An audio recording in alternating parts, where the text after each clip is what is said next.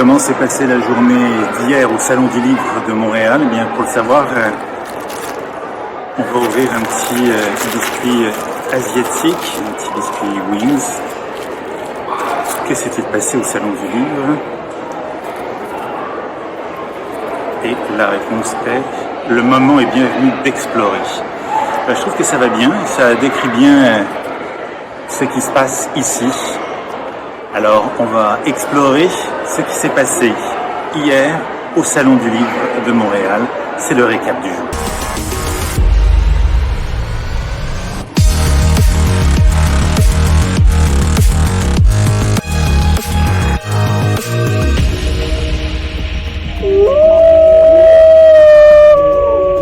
Un peu pas mal stressé, mais en même temps, il y a de la fébrilité, mais en même temps de l'excitation.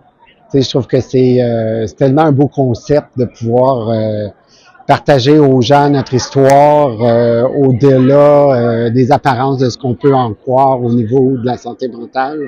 Même tantôt, je m'en venais dans le métro, j'ai parlé à un type de qu'est-ce que je m'en venais faire, puis on s'est mis à jaser, il m'a parlé de sa vie, il m'a parlé de la mienne, ça a été. C'est des beaux partages. Je trouve que c'est des. Tu sais, l'humain est fait pour être en contact. Fait que c'est une belle forme de rentrer en contact avec les gens, ces livres vivants-là. Puis moi, c'est drôle parce que quand j'ai fait la formation pour devenir livre vivant, mon hantise, c'est qu'il n'y ait pas personne qui est intéressé par mon livre, par mon histoire. Fait que, puis ça, c'est drôle parce que quand je pense à ça, on dirait qu'il y a comme une tristesse qui monte à peut-être s'imaginer qu'on pourrait ne pas intéresser personne. Tu sais.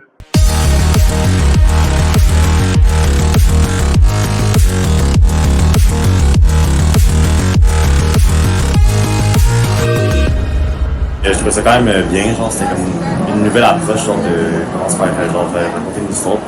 C'était le fun de voir ça dans d'autres formes qu'il y a des livres. Vraiment très intéressant. Ça permet de démystifier la santé mentale, entre autres, puis d'arrêter d'avoir tellement de préjugés contre ces personnes-là. Souvent, ce sont des gens très courageux qui cherchent juste à s'en sortir avec l'aide des gens, de trouver des façons à eux qui leur appartiennent pour arriver à combattre ce terrible fléau qu'ils doivent vivre à tous les jours. Ça m'a permis de démystifier la maladie mentale. La personne que j'ai rencontrée est très intelligente et a une très belle élocution. J'ai beaucoup aimé mon expérience.